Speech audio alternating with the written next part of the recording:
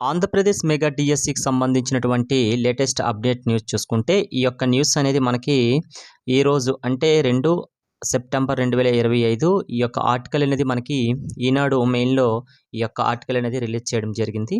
అయితే చూసుకుంటే మనకి మాక్సిమం కాల్ లెటర్స్ అనేది నిన్న రిలీజ్ అవ్వాల్సిందే. అయితే కొన్ని టెక్నికల్ ఇష్యూస్ అవ్వచ్చు, లేకపోతే ఆ యొక్క రీవెరిఫికేషన్‌లో చాలామంది హ్యాండిక్యాప్డ్ విషయం అవ్వచ్చు, లేకపోతే స్పోర్ట్స్ కోటాకు సంబంధించిన అవ్వచ్చు, లేకపోతే కేటగిరీకి సంబంధించినటువంటి వాళ్ళ యొక్క కొన్ని సమస్యలైతే వాళ్ళు రీవెరిఫై చేశారు. దానికి సంబంధించిన దీనివల్లే ఆలస్యమైంది నిన్న. అయితే ఎవరికి కూడా కాల్ లెటర్స్ రాలేదండి. కొందరు యూట్యూబర్స్ అయితే కొందరికి కాల్ లెటర్స్ వచ్చి చెక్ చేసుకోండి. అయితే నేను కూడా చెప్పాను. నిన్న ఏమీ రిలీజ్ అవ్వలేదండి. అయితే ఈరోజు కూడా రిలీజ్ అవుతాయనే క్లారిటీ అయితే దాని గురించి కూడా లేదు. ఎందుకంటే అది కూడా చెప్తాను చూడండి. అయితే నేటి మధ్యాహ్నం నుంచి DSC second state document verification అనేది స్టార్ట్ అవుతుందనేసి మనకి పాఠశాల విద్యాశాఖ అనేది చెప్పడం జరిగింది. అయితే ప్రజెంట్ అయితే కాల్ లెటర్స్ ఇంకా ఎవరికీ రాలేదు కదా, అలాంటప్పుడు డాక్యుమెంట్ వెరిఫికేషన్ ఎందుకు ఈరోజు చేస్తారనేసి కూడా చిన్న క్వశ్చన్ అందరికీ రావచ్చు. అయితే మీరు థరోలీ మీ యొక్క లాగిన్ ఐడీలు చెక్ చేసుకోండి ఈరోజు. ఎందుకంటే ఒకవేళ మార్నింగ్ మీకు రిలీజ్ అయిపోతే మీకు ఆఫ్టర్నూన్ అనేది వెరిఫికేషన్ ఉంది. బాగా గమనించండి.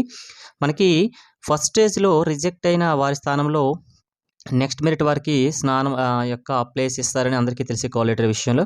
అలాగే ప్రత్యేక విద్యా ఉపాధ్యాయులకు స్పెషల్ టీజీటీ వాళ్ళకైతే మొన్న ఒక ఇన్సిడెంట్ జరిగింది కదా. ఏంటంటే వాళ్ళకి ఇంగ్లీష్ ప్రొఫిషియన్సీ టెస్ట్ లేకపోయినా కూడాను వాళ్ళకి అవసరమనేసి అటువంటి వారికి కాల్ లెటర్స్ అనేది రిలీజ్ చేయలేదు కదా. అటువంటి వాళ్ళందరికీ కూడా కాల్ లెటర్స్ కూడా రిలీజ్ చేస్తారండి. అయితే నెక్స్ట్ కొందరు 2-3 జాబులకు సెలెక్ట్ అయిన వాళ్ళకి వాళ్ళకైతే ఫస్ట్ ప్రిఫరెన్స్ దేనికి ఇచ్చారో దానికి కాల్ లెటర్ రిలీజ్ చేసేసి వారి స్థానంలో నెక్స్ట్ వాళ్ళకి 2 రిమైనింగ్ మిగిలిపోతాయి కదా. ఒకవేళ 3 సెలెక్ట్ అయితే తనకు ఒకటే ప్రిఫర్ చేస్తారు, 2 మిగులుతాయి కదా. ఆ రెండిట్లో నెక్స్ట్ మెరిట్లో ఉన్న వాళ్ళకైతే కాల్ లెటర్ సెండ్ చేయాలి కదా.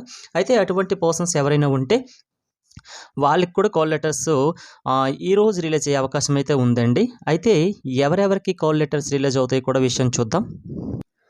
ఒకవేళ కాల్ లెటర్స్ అనేది మనకి మార్నింగ్ విడుదలైతే ఈరోజు మార్నింగ్ అంటే మ్యాక్సిమం ఒక 10 ఈ టైం కల్లా రిలీజ్ అయితే మాత్రం ఆఫ్టర్నూన్ అనేది వెరిఫికేషన్ ఉంటుంది. ఈరోజే ఆఫ్టర్నూన్ వెరిఫికేషన్ అయ్యే ఛాన్సెస్ ఉంటుంది. అయితే ఇది టైం తక్కువ ఇచ్చాడు కాబట్టి మేబీ ఈరోజు మనకి రిలీజ్ అయ్యే అవకాశాలు మార్నింగ్ అయితే కనిపించట్లేదు. ఒకవేళ రిలీజ్ అయితే కంపల్సరీగా అయితే ఈరోజు మీరు ఆఫ్టర్నూనే వెళ్ళి వెరిఫికేషన్ చేయించుకోవాలి మీ డిస్ట్రిక్ట్లోన. నాన్ లోకల్ వాళ్ళకి ఏదైనా ప్రాబ్లం వస్తే, నాన్ లోకల్ వారికి ఎవరికైనా కూడా కాల్ లెటర్ వస్తే అంత సడన్గా వాళ్ళు అప్లై చేసుకున్న ప్లేస్కి దగ్గర అయితే వెళ్ళిపోగలరు, కానీ దూరం అయితే వెళ్ళే ఆసక్తి లేదు. అయినా కూడాను ఈ యొక్క ఓపెన్ కేటగిరీ నాన్ లోకల్కి సంబంధించిన క్యాండిడేట్స్కి అయితే అవి ఆల్రెడీ ఫిల్ అయిపోయండి. అటువంటి సమస్య లేదు. ఇప్పుడు ప్రజెంట్ మీ డిస్ట్రిక్ట్లో మీ కేటగిరీలో ఉన్న వాళ్ళకైతే ఎక్కువ కాల్ లెటర్స్ వచ్చే అవకాశాలు అయితే ఎక్కువగా కనిపిస్తున్నాయి. అయితే కాల్ లెటర్స్ మనకి ఈరోజు మార్నింగ్ విడుదలైతే వాళ్ళకి ఆఫ్టర్నూన్ వెరిఫికేషన్ ఆ కాల్ లెటర్ పైన ఉండొచ్చు. ఒకవేళ ఈరోజు మనకి ఆఫ్టర్నూన్ కాల్ లెటర్స్ వస్తే రేపైతే వెరిఫికేషన్ ఉంటుందండి.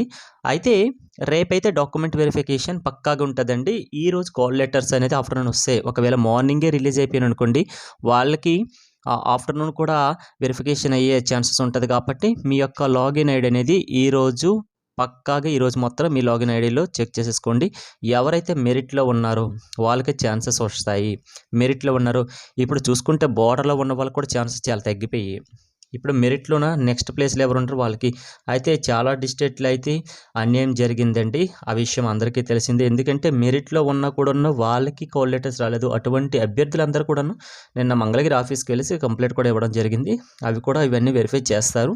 మేబీ నా ఎక్స్పెక్టేషన్ కరెక్ట్ అయితే ఈరోజు ఈవినింగే మనకి ఆ కాల్ లెటర్స్ వస్తాయి. రేపటికి వెరిఫికేషన్కి అయితే ఉండే ఛాన్సెస్ అయితే ఎక్కువగా కనిపిస్తున్నాయి. ఓకే, మ్యాక్సిమం అయితే 900 మంది పర్సన్స్కి అయితే సెకండ్ స్టేజ్లో కాల్ లెటర్స్ వస్తాయి. అంటే మ్యాక్సిమం 900 మంది అయితే మ్యాక్సిమం చెప్పామండి. 900 పర్సన్స్ అయితే ఎందుకు ఈ 900 అంటే మ్యాక్సిమం అయితే అందరికీ తెలిసిన విషయమే. మనకి 98.4% వరకు అయితే మాత్రం ఆ యొక్క కాల్ లెటర్ సెండ్ చేసేసి వెరిఫికేషన్ ప్రాసెస్ చేశారు. ఇంకా రిమైనింగ్ ఉన్నది ఎంత ఉంది, 1.60% ఇంకుంది కదా. అంటే చాలా తక్కువ మందికి అవకాశం ఉంది. తక్కువ మందికి అవకాశం ఉంది. అయితే వీళ్ళు చెప్పిన ఈ పర్సంటేజ్తో చూసుకుంటే ఇప్పుడు 900 ఎగస్ట్రా అయింది. ఎందుకు అంటే పర్సంటేజ్ విషయం కొద్దిగా రేజ్ అయిందంటే ఫస్ట్ స్టేజ్లో జరిగినటువంటి డాక్యుమెంట్ వెరిఫికేషన్‌లో అయితే ఎక్కువ చాలా ప్రాబ్లమ్ ఎక్కడొచ్చిందో తెలుసా? మనకి ఈ ఫిజికల్లీ హ్యాండిక్యాప్డ్ అయితే పర్సెంటేజ్ అనేది చాలా ఎక్కువేసుకొని వాళ్ళు చూసారు. అయితే వీళ్ళు ఆ యొక్క డిస్ట్రిక్ట్‌లో ఉన్న మెడికల్ బోర్డ్‌కైతే వాళ్ళని పంపించడం జరిగింది. అక్కడ గవర్నమెంట్ వాళ్ళతోనైతే చెకప్ చేస్తే వాళ్ళ పర్సెంటేజ్ ఫస్ట్ వాళ్ళు చూపించిన సదరం సర్టిఫికేట్‌లో అయితే ఎంతుందంటే మాక్సిమము 70, 80 వేశారండి. అప్పుడు డాక్టర్స్‌కి ఏదో ఒకటి ముడుపులు వెళ్తే అటువంటి వాళ్ళు పర్సెంటేజ్ పెంచి వాళ్ళకి పెన్షన్ అనేది అలాట్ చేశారు. కానీ ఒరిజినల్‌గా ఇప్పుడు చెక్ చేస్తే వాళ్ళకి 30% ఉంటుందండి. మాక్సిమం వాళ్ళకి పెన్షన్ కూడా ఇష్యూ చేయకూడదు 30%కి హ్యాండిక్యాప్డ్‌కి. కానీ చేశారు. అంటే నిజంగా 80, 90% అంగవైకల్యం ఉన్నటువంటి అభ్యర్థులకైతే అన్యాయం జరిగిందండి. ఇలాంటి ఫేక్ హ్యాండిక్యాప్డ్ కోటాలు తీసుకున్న వాళ్ళకి. అయితే అటువంటి అభ్యర్థులందరూ కూడా మెడికల్ బోర్డ్‌కి పంపించారండి. ఆర్థో వచ్చింది, కొందరికి విజువల్ ప్రాబ్లము, కొందరు హియరింగ్ ప్రాబ్లమ్, అందరూ కూడా ఒకే మెడికల్ బోర్డు కాదండి. ఒక్కొక్క డిపార్ట్మెంట్‌లో ఒక్కొక్క డిస్ట్రిక్ట్‌లో అయితే వాళ్ళ డిస్ట్రిక్ట్ దగ్గరగా ఉన్న మెడికల్ బోర్డుకి అయితే పంపించేసి ఎగ్జామినేషన్ చేశారు. వాళ్ళకి సంబంధించినటువంటి ఇన్ఫర్మేషన్ కూడా ఇంకా రావాల్సి ఉంది కాబట్టి అందుకే ఆలస్యమైంది. లేకపోతే నిన్ననే కాల్ లెటర్స్ రిలీజ్ అయ్యే అవకాశాలు అయితే చాలా ఎక్కువగా ఉండేవి.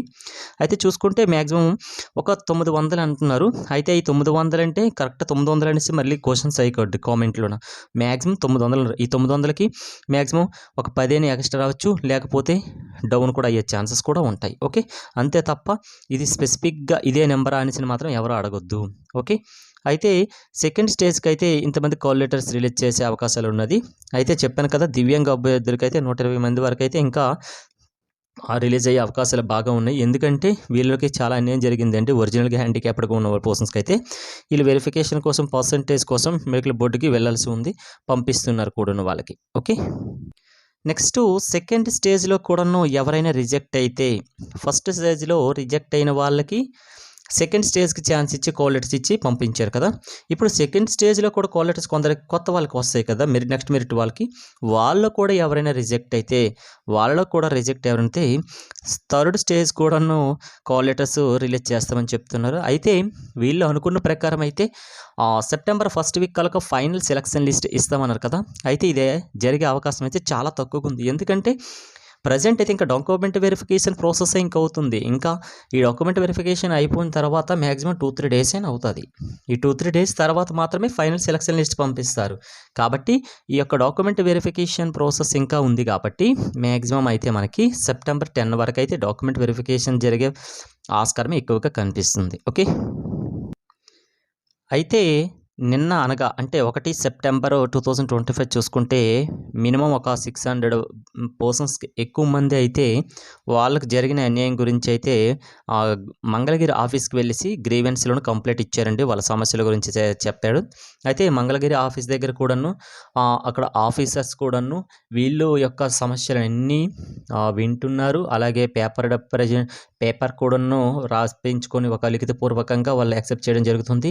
వెంటనే అక్కడ ఐటీ సెక్టర్ డిపార్ట్మెంట్ ఉంటుంది కదా, ఐటీ సెక్టర్ డిపార్ట్మెంట్లో కూడాను వీళ్ళకి జరిగిన అన్యాయం గురించి అయితే చెక్ చేస్తున్నారని, ఒకవేళ నిజంగా వాళ్ళకి రావాల్సిన కాల్ లెటర్ రాకుంటే నెక్స్ట్ వాళ్ళకైతే ఒకవేళ వచ్చినట్టుకుంటే అటువంటివి కూడా చెక్ చేస్తున్నారండి. అయితే చెప్పాం కదా ఆల్రెడీ, సాక్షి న్యూస్ పేపర్లు అయితే క్లారిటీగానే వేసారండి. దాన్ని ఎవరు కూడా తప్పుపట్టాల్సిన అవసరం లేదు.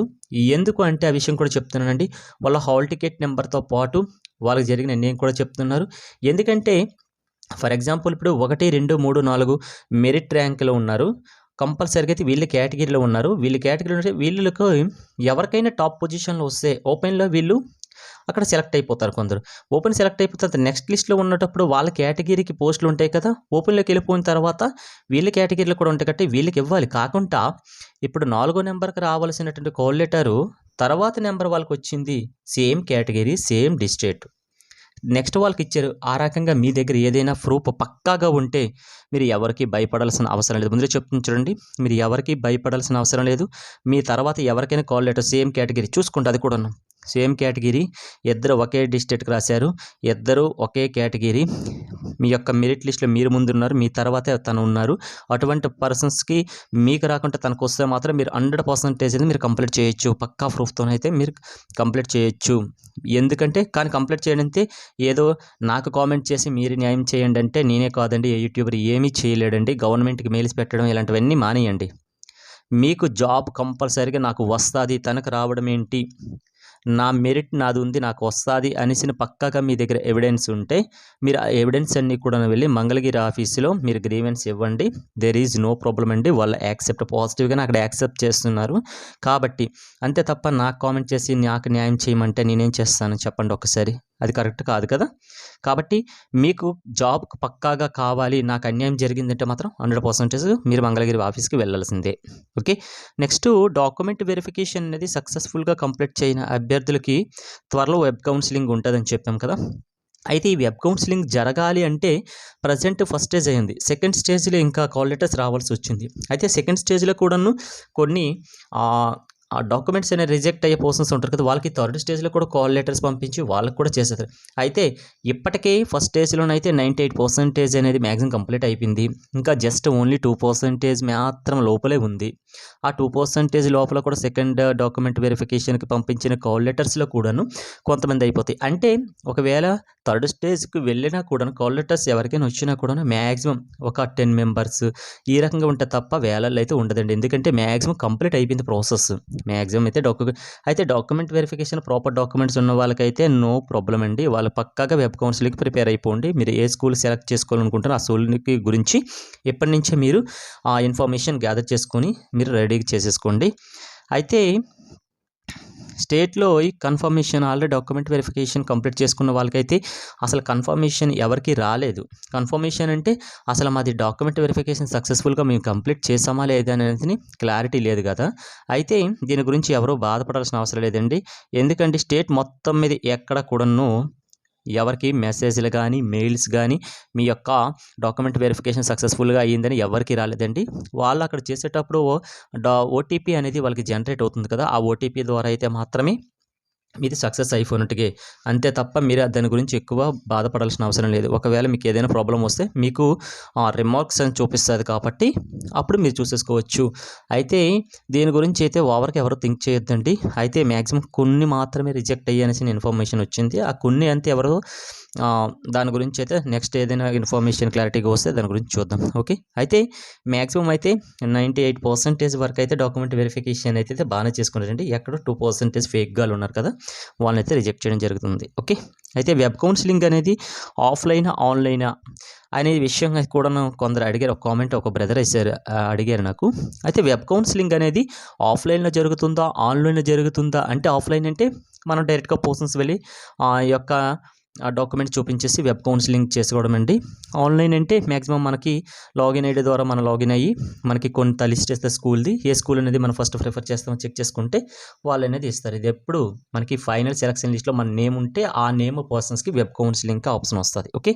అయితే ఇది ఆఫ్లైన్లో జరుగుతుందో ఆన్లైన్ అనేది ప్రజెంట్ అయితే గవర్నమెంట్ నుంచి అయితే ఎటువంటి క్లారిటీ ఇవ్వలేదండి. అయితే నాకు తెలిసి అయితే ఇది మాత్రం కంపల్సరీగా అయితే ఆఫ్లైన్లో జరుగుతుంది అనుకుంటున్నాను.